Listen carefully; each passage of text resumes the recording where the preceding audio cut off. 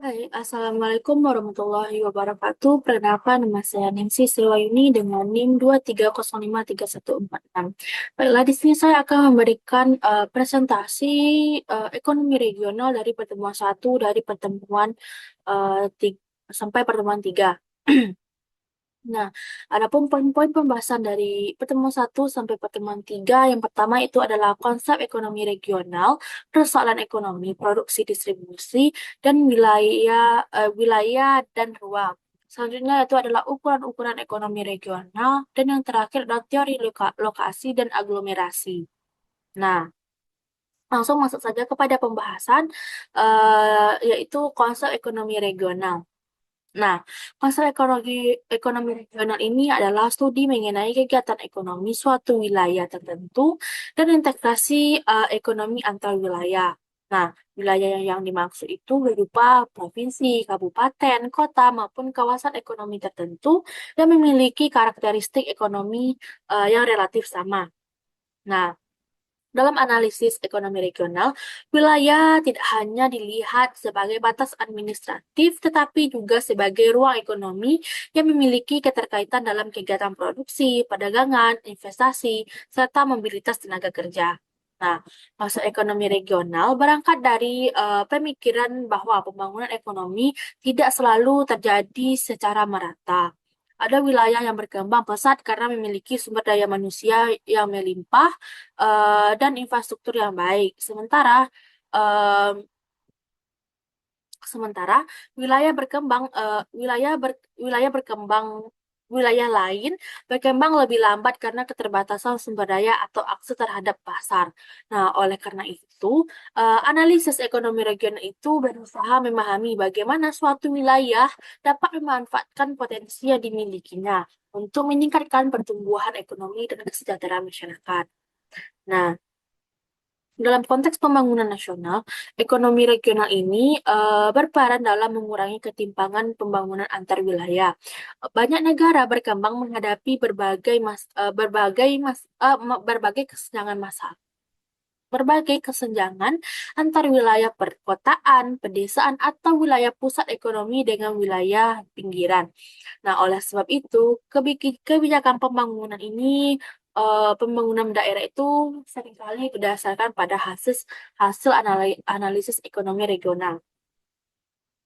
Selanjutnya kita masuk kepada persoalan ekonomi regional. Nah, seperti halnya ekonomi secara umum, ekonomi regional ini juga menghadapi persoalan utama bagaimana mengalokasikan sumber daya yang terbatas itu untuk memenuhi kebutuhan masyarakat yang tidak terbatas. Nah, persoalan ekonomi regional ini biasanya berkaitan dengan kegiatan produksi, distribusi, serta pemanfaatan ruang dan wilayah. Yang pertama itu produksi. Nah, produksi itu merupakan kegiatan yang menghasilkan barang dan jasa dengan menggunakan faktor-faktor produksi seperti tenaga kerja, modal, tanah, dan teknologi. Nah, dalam konteks ekonomi regional ini, produksi dipengaruhi oleh potensi sumber daya yang dimiliki oleh suatu wilayah. Nah, misalnya wilayah yang memiliki tanah subur biasanya itu memiliki sektor pertanian yang kuat. Sementara wilayah yang kaya akan sumber daya mineral mungkin lebih berkembang dalam sektor pertambangan. Selain itu, tingkat teknologi dan kualitas sumber daya manusia itu juga mempengaruhi kemampuan suatu wilayah dalam menghasilkan output ekonomi. Nah, daerah yang memiliki tenaga kerja terampil dan teknologi yang lebih maju, biasanya itu menghasilkan produk dengan nilai tambah yang lebih tinggi dibandingkan dengan daerah yang masih bergantung pada teknologi tradisional. Selanjutnya itu distribusi. Nah, distribusi dalam ekonomi regional berkaitan dengan proses penyaluran barang dan jasa dari produsen ke konsumen. Nah, baik di dalam wilayah tersebut maupun di wilayah lain ya.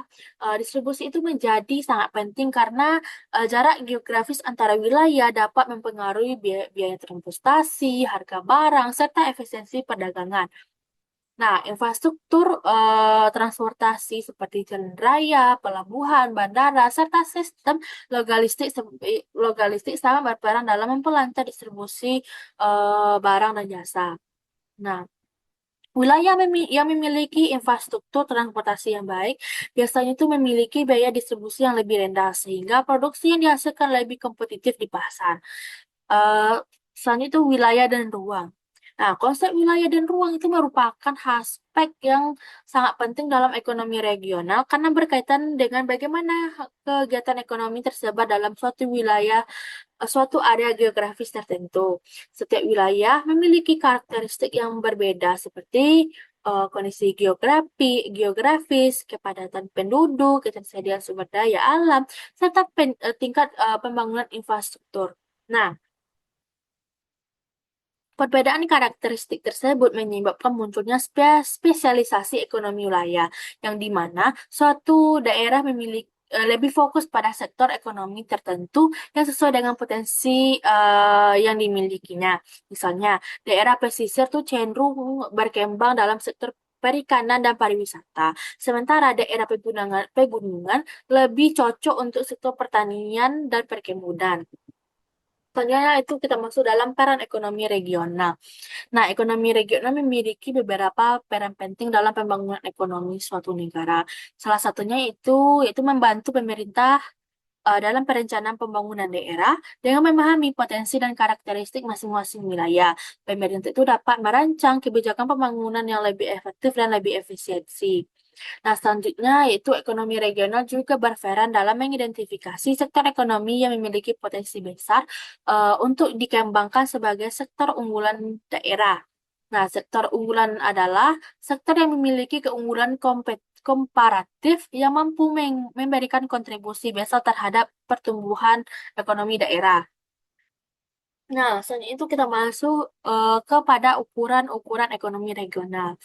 Nah, untuk mengetahui tingkat perkembangan ekonomi suatu wilayah, para ekonom itu menggunakan berbagai indikator atau ukuran ekonomi regional. Nah, indikator-indikator ini digunakan untuk menilai kinerja ekonomi daerah serta membandingkan kondisi ekonomi antar wilayah. Salah satu indikator yang paling penting adalah produk domestik regional bruto atau disingkat sebagai PDRB. Nah, PDRB ini merupakan nilai total barang dan jasa yang dihasilkan oleh suatu wilayah dalam periode tertentu. Nah, biasanya itu dalam 1 tahun.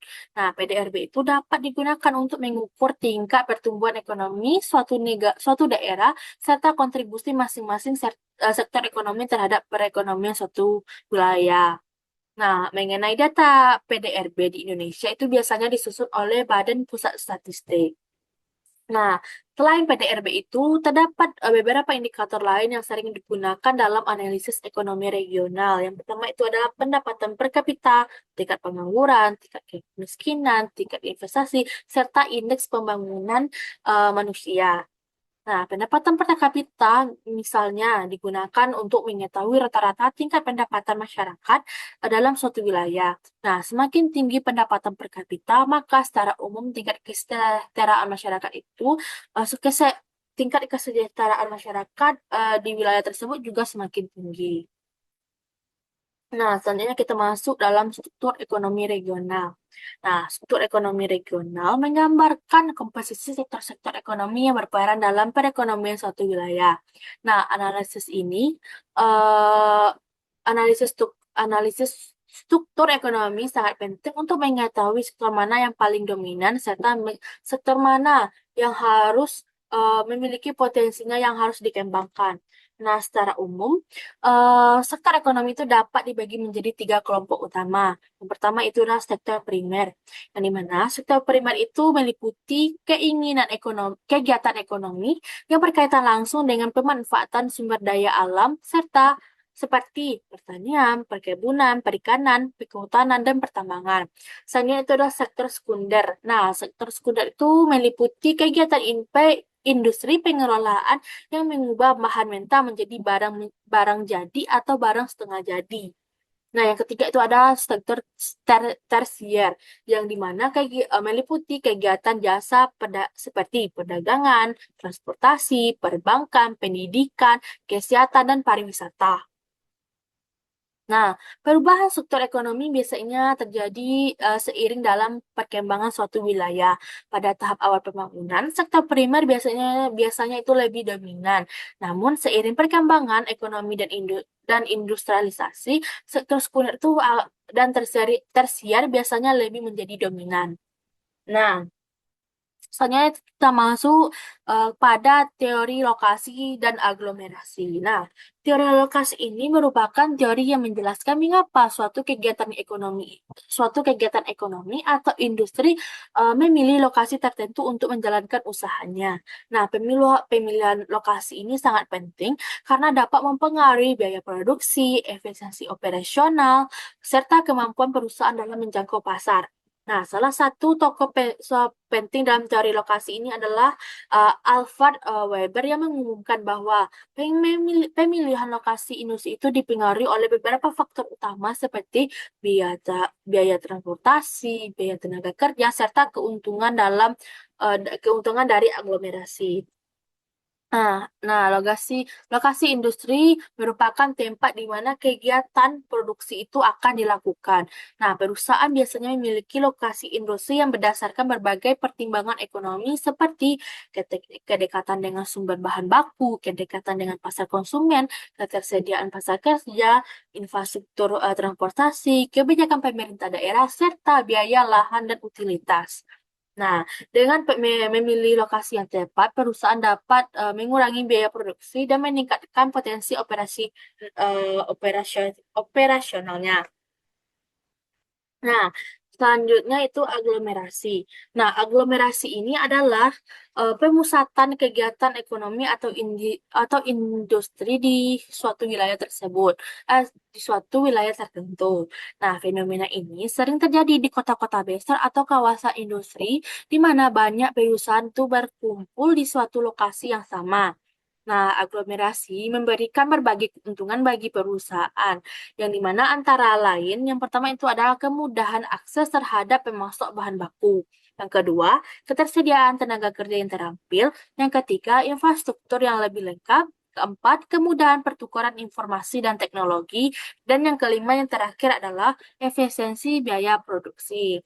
Nah, namun aglomerasi itu juga dapat menimbulkan beberapa masalah seperti kemacetan, populasi, kenaikan harga lahan, serta ketimpangan pembangunan antar wilayah atau pusat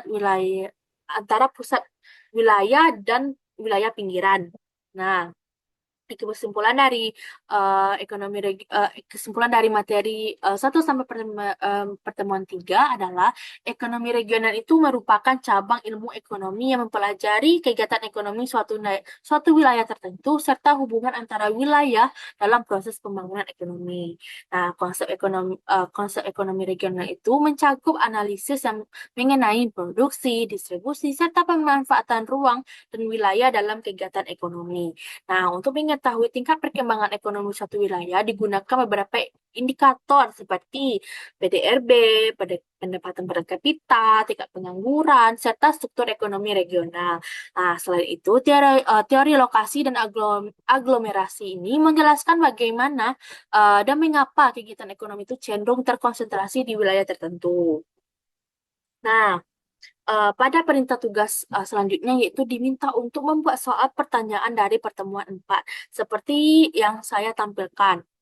Nah, dari materi yang saya sampaikan hingga soal pertanyaan untuk pertemuan 4, maka hanya sekianlah yang dapat saya sampaikan. Saya akhiri dengan Assalamualaikum warahmatullahi wabarakatuh.